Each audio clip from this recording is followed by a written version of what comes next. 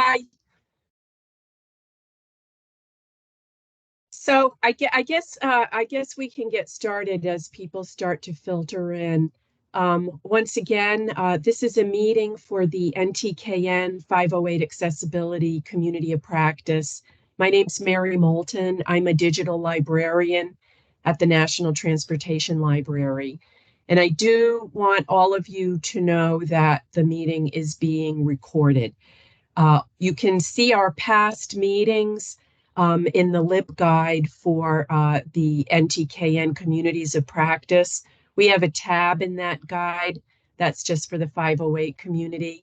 And so we're putting the recordings, a link to the recordings on YouTube, and also any transcript or meeting notes we're putting there in the guide. So welcome today to our community of practice meeting.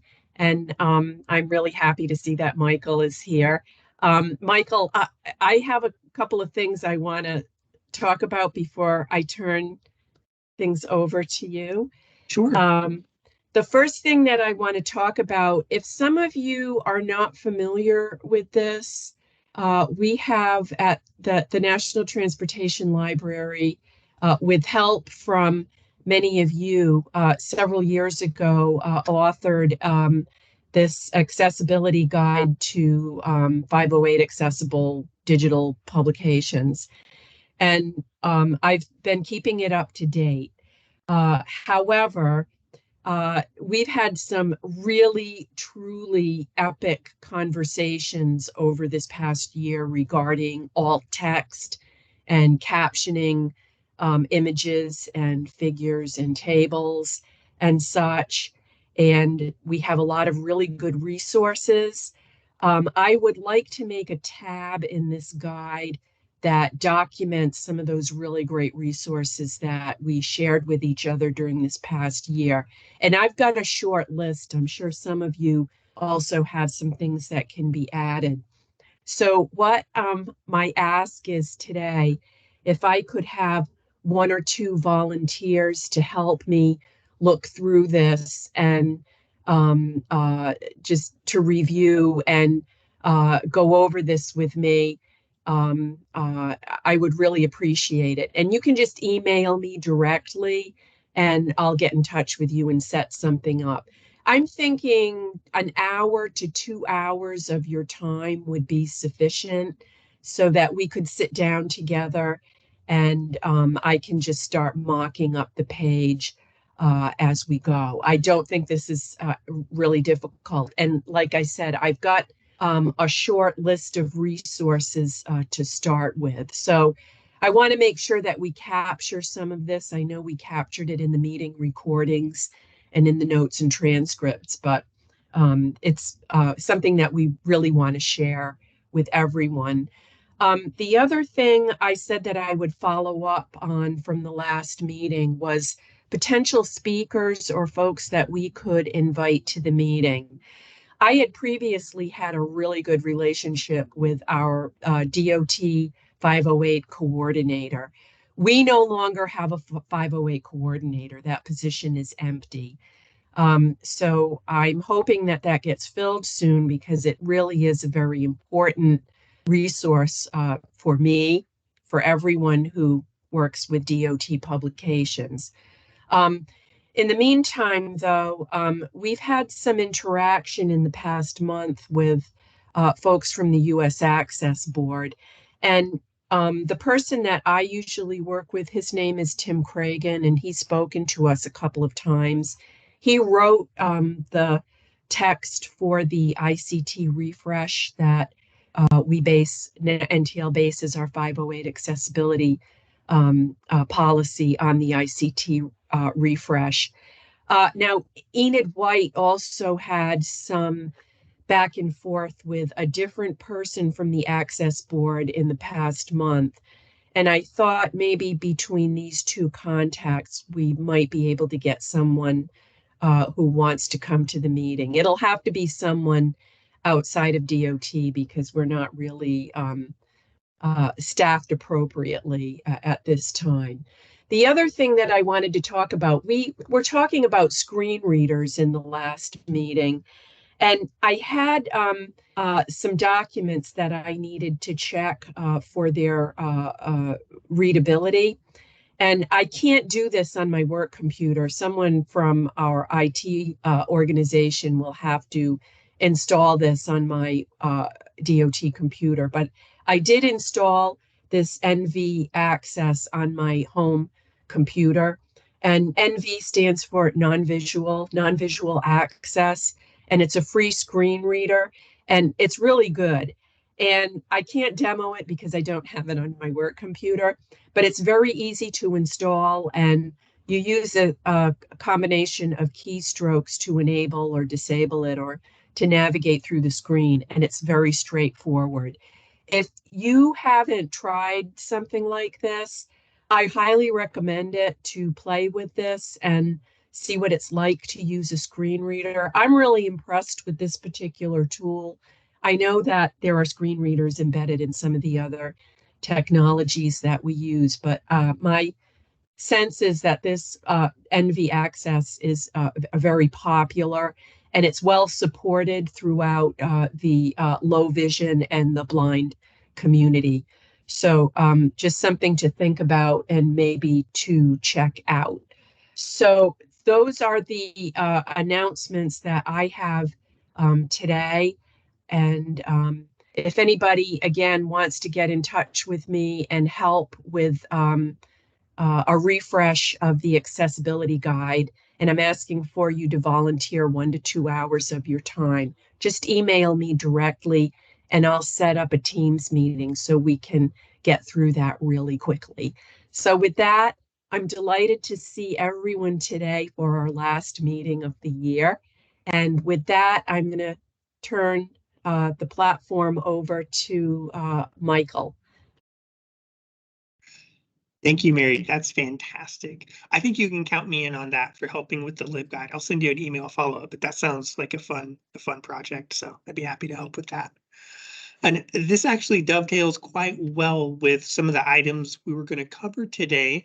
First, I wanted to provide a few updates on what's going on in the world of Section 508 legislation-wise, and some updates they've had to WCAG standards that they released back in November. And I also wanted to do a year-end review to go over what all we've talked about this last year relating to Section 508 and some of the resources that we've put together. So I think that dovetails very nicely with what Mary outlined. So hopefully all this can be helpful, as we gather all these materials together. So first off, I'm going to go ahead and share my screen real quick here. Let's see, hopefully everyone can see that. I think on the legislative front, there are some new bills coming out or in the works. One specifically beefing up accessibility requirements for agencies. So far, it's just federal agencies, but there's a bill coming out from Senator Bob Casey from Pennsylvania, I think co-sponsored by Bernie Sanders. There are several Democrats who are sponsoring this bill as well. And it is going to require compliance officers, Section 508 or accessibility compliance officers that will be assigned to organizations and agencies that could help oversee and ensure accessibility. Again, it's a bill right now. It's not been passed or, put up for a vote or anything, but I think these types of legislative efforts, you're going to see more of them. And if these get passed, it may affect the federal level. But if you're at the state agency, as goes the federal, so goes the state many times. So I think we can look forward to more types of these things, more rigorous implementation of Section 508. And so it might be worthwhile to check in your own state to see if there are any bills being proposed or what's being, outlined that people want to do for accessibility, because it really does seem like it's gaining speed at the federal level. So I think it's always interesting to keep an eye on the legislative issues that are coming down the pike to see what's going to happen. So that's one update. The other update we have is, so WCAG has been updated to version 2.2, and that is one of the gold standards that we use for accessibility and referencing for, making sure things are accessible. And there are a few Actually, let me go ahead and post this in the chat so people can kind of look through this and take a look and see what's different. There's a whole section on what's new in WCAG 2.2, and some of it may not have to do with what you're working with, because I know we do a lot of like PDFs and reports and things like that. There are other interesting things in here, though, such as authentication.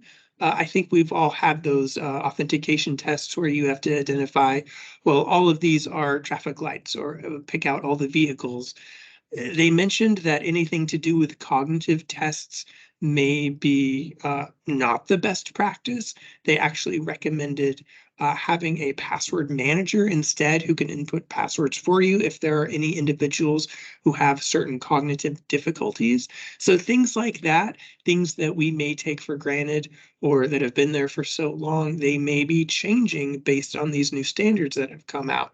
And that can affect, way more than just, the reports that we do day in and day out. So how we interface with, our own telecommunications and IT at work, even off, outside of work. So a lot of interesting standards that are being changed and updated. So this one's just the latest one that's come out. I believe this was released in November.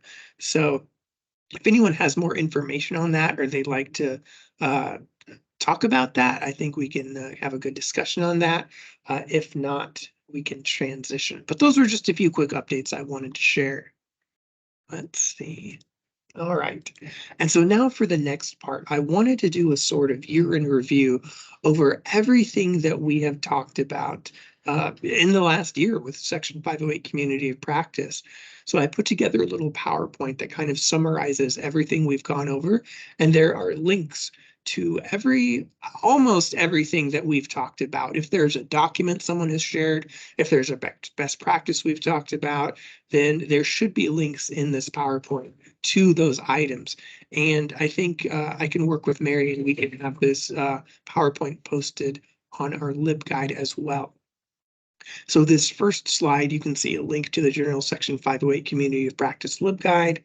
And we're going to go chronologically. I'm not going to spend a whole lot of time on this, but we're going to go back a whole year, back to December 2022, when we first started recording these communities of practice. And some of the topics we covered were Oklahoma DOT Section 508 standards, contract language. Texas DOT had a great webpage on Section 508, and also this various resources of the NTL.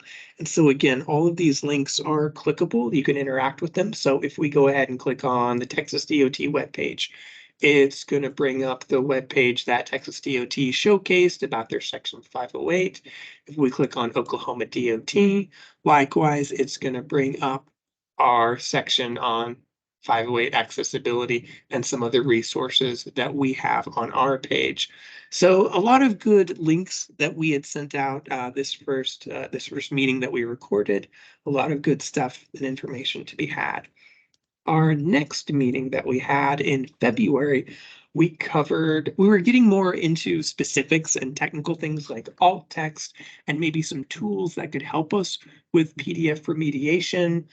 Some of these I know several agencies used Common Look PDF, and there's also a need for a step-by-step checklist for accessibility. I recall several individuals just saying they were so overwhelmed with what to do with Section 508 that they just wish they had a step-by-step. Here's what you do in the beginning, here's what you do in the end to make sure every document is Section 508 compatible. And so with this, we included a link, if you click on this, to one of the resources that we produced from the pooled fund that does provide a step-by-step guide on formatting every single component that you would need to fix to make a Word document or PDF accessible. And so that was what we covered in February. Going quickly through in April, we got more into alt text. And in this case, I embedded another presentation into this one. We had talked about alt text examples for different kinds of figures, and we gave a presentation on best practices for alt text. So again, if you click on that little PowerPoint image embedded in this PowerPoint, it's going to bring you to another PowerPoint that goes over that presentation that we did, giving precise instruction on how to make good alt text for your images.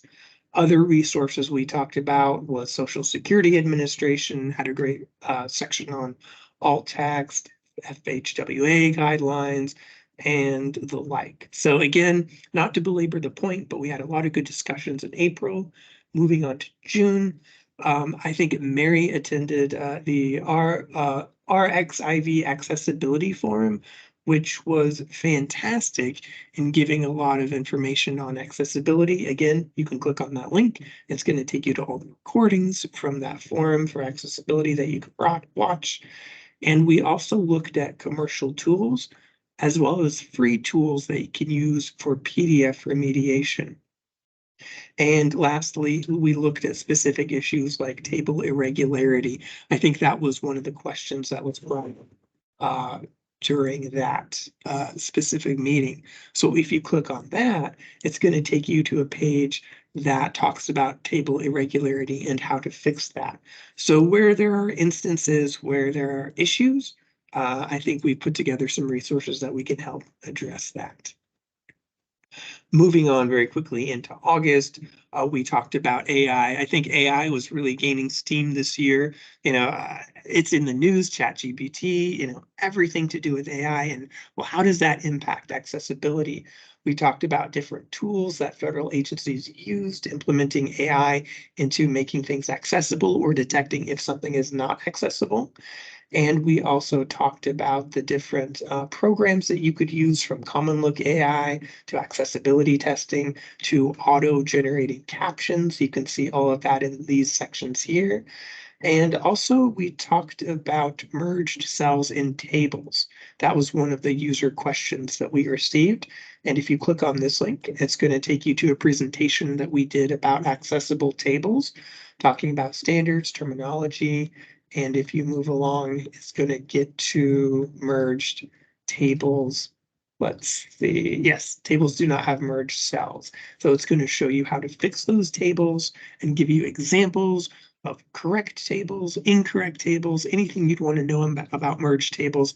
We have a presentation embedded here for you to look at. We talked about making infographics accessibility. There's a resource for that. There is a Section 508 compliant research report template that we've included, as well as other products produced by CTC and Associates for the pooled fund, from accessible guidelines, contract language, guidance document. Basically, any of the resources that we covered for that discussion are included in this presentation.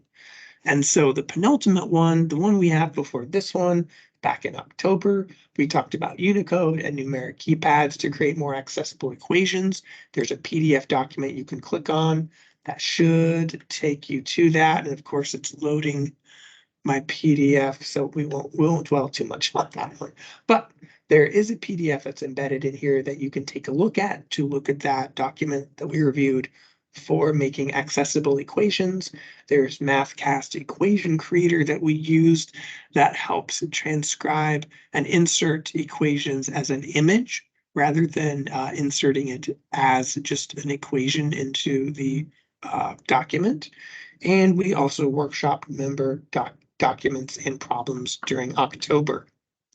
So I know that's a very quick rundown of everything that we did the last year, but I think that is illustrative of the breadth of topics that we consulted, the number of resources that we collected this last year, and just everything we've gone over and put together. I think since we started recording these, we've definitely brought together a lot of resources to help a lot of folks with a lot of different questions. And we can share this resource with everyone after the meeting. And my question back to the community going forward would be, what are you going to need help with in the coming year? What resources would you like to see? What topics would you like to see covered that maybe we haven't touched? Maybe you'd like more regular workshops going through problems and various things like table irregularities, or a session on tagging, or anything, any annoyances you may have in putting together an accessible document, be it Word or PDF.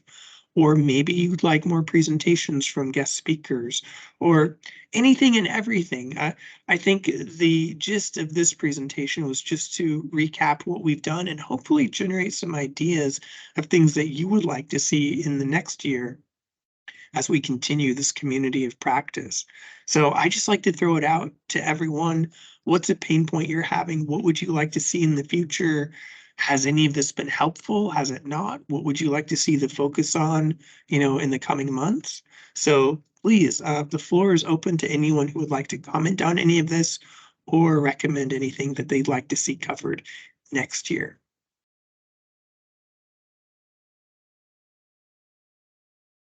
Oh, I see a hand up. Michael and then Katie. I'd like to see a little bit of discussion about character encoding. I know that in some instances, if you pull up a PDF, run an accessibility check, and it kicks back a few character encoding issues, sometimes that's not fixable within the PDF, or at least I'm not aware of an easy, simple way to fix something within the PDF.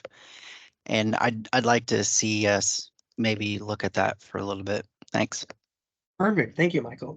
Excellent. Yeah, I don't think we've ever covered that before, so that would be fantastic. And Katie, yes.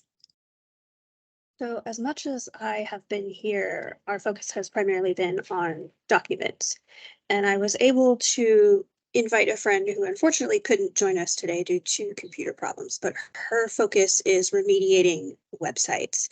And she is also dealing with that feeling of overwhelmment, not knowing where to start. So even if we just had a list of resources for things like that, that would be helpful.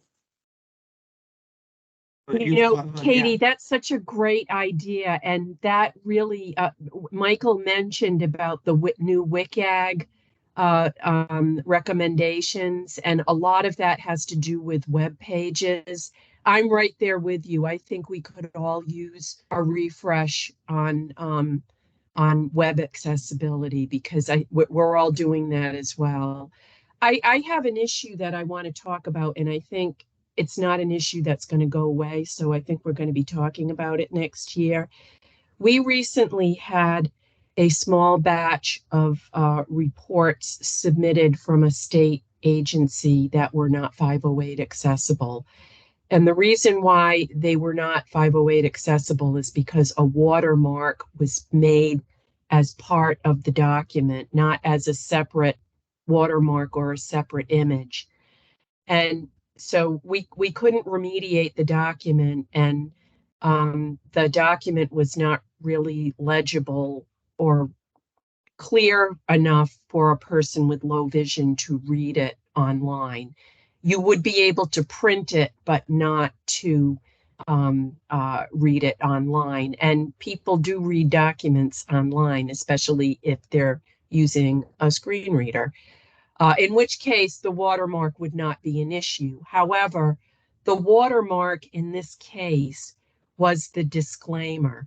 So I'm sure you're all familiar with this. Almost every research report that I see that we have sponsored has a disclaimer in it saying the views reflect those of the researchers, and the research was supported by the Department of Transportation, Federal Highways, or whatever, and a few other legal things. So I think we all use similar language. Well, we followed up with the agency, and the research manager was kind enough to meet with us. And by us, I met with our intellectual property attorney, Charles Ducker. He's spoken in the past on public access and some other issues of intellectual property. So you might know who he is. But anyway, his specialty is intellectual property. So he gets dragged into a lot of these things. But he wanted to talk to the agency to try to understand why they would not remediate the content. And I have a sad story to tell you that is not unique to this one state agency. Apparently, the one of the reports had a statement in it that was taken out of context, that a certain thing that was mentioned in the report needed to be fixed because it was a hazard and could potentially harm someone. It had to do with a highway configuration.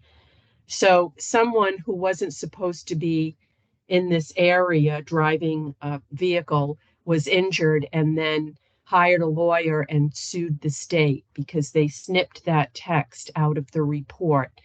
Now, the lawyers for this state agency said that this should never have gone to trial, but it did. And there seems to have been, it sounds like something like a kind of a corruption type of thing where the judges knew that they were going to get a big judgment against the state, and they did. It was a jury trial. It's on appeal, but here's the deal. Uh, Most state agencies do not have huge backlogs of cash waiting to hand out to people who sue them if there's something in a transportation report that they deem to be harmful. The lawyers for the agency said that they were going to force the watermark in the publication so that no one would be able to snip out a piece of text without also snipping out part of the watermark. And it's not a good situation because we can't that document can't be made accessible because of that. So there is a possibility that for this state agency that they will win their appeal, that there may be a new administration for that state next year, and they don't have some kind of corrupt relationship between state officials and the judiciary. But it's a situation that apparently our attorney had heard of from another state. So it's not an unknown, just a unique situation to this one agency. I'm sadly thinking that we're going to deal with this again. And so I mention it to you because we are looking for some type of a way to make this research available, even though it's not accessible.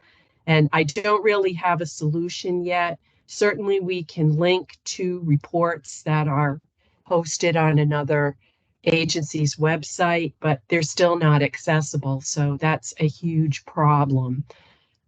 We are holding on to the documents in hope that in the future we can add them to publish those in Rosa P in a remediated form. So we've left the door open to that. And I do want to say that these folks at the state agency were as distressed as we are over the situation, and willing to work with us. And I don't have anything good to say about it. I don't know if any of you have come up against a situation like this, but if you do, we would certainly like to know about it because it does affect our ability to collect effectively the research that we're sponsoring. And I believe in this case, they were state policy planning and research grants. So we have a little bit of leeway on that. Most folks do submit fully accessible SPNRs, SPNR reports, and we really appreciate that you do that because, you know, you put all of this effort into doing the research, and everyone should really know, first of all, what a great job you did.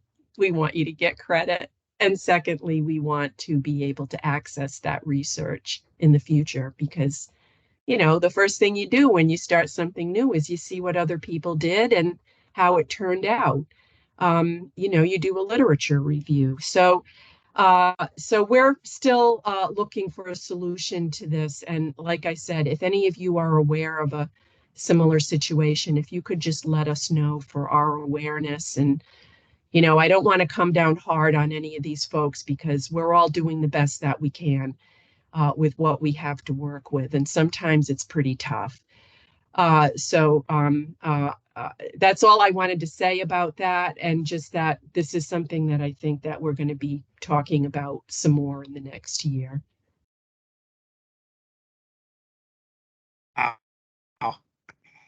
did they, Mary, do you know, or if you're able to say, did they put that watermark there knowing it would limit people's accessibility to the document? Like, were they trying to hide people from, prevent people from seeing it? No, they weren't. They wanted it to be seen, and they Mm, wanted yeah, because they don't want to get sued. I mm, mean, they got a like a $500,000 judgment against them. Now, if you are mm, working for a small state agency, what do you think that does to your budget? yeah. That's a disaster right there. And unfortunately, there are people out there who think state and federal government has deep pockets, and so no one is harmed when they sue. But sadly, everyone is harmed by this type of behavior. It's just really unfortunate, and I'm just hoping that it's temporary and we get past this. Ah, that's that's quite that's just insane, you know, that that can happen. So that's do keep us posted, Mary. I think we're I mean, I think we'd all be interested to know how this plays out. So wow. Well, on that note, we did get a few good topic recommendations for the coming year. Does anyone else have any other comments on anything Mary spoke about, on any topic suggestions for the future, or do you have any current burning problems or issues related to Section 508 that you would like to throw out to this group?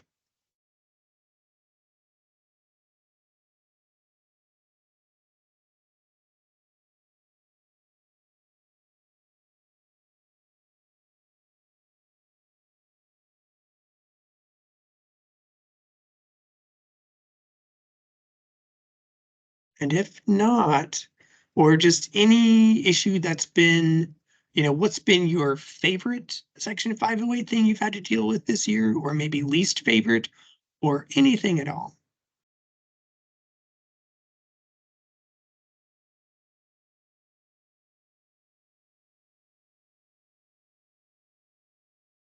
And no worries, I do realize it is December and very close to the holidays, so I can understand. I think everyone has their holiday prep plans ready to go. So I'll throw it out there one last time. If anyone has any questions or comments or anything they'd like to bring up before we break for the last time for this year.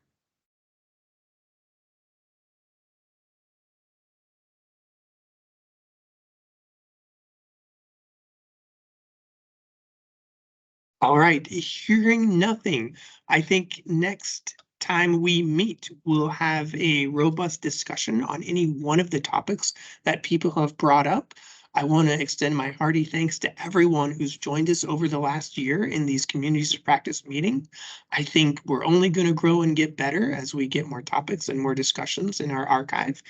And so again, please feel free to reach out in between if you have any questions or comments you'd like to see reflected in our next meeting, which will be in February. Until we meet again, just a big thanks to everyone, and I hope everyone has a safe and happy holidays. We will be posting this video as well as the PowerPoint, so look forward to that as well. So again, thank you, everyone. Look forward to seeing everyone next year and at TRB if you'll be attending. Thank you, everybody. We'll make sure that the materials are made available shortly. And Happy New Year, happy holidays, and everybody be safe. And once again, thank you, everyone. Take care. Bye.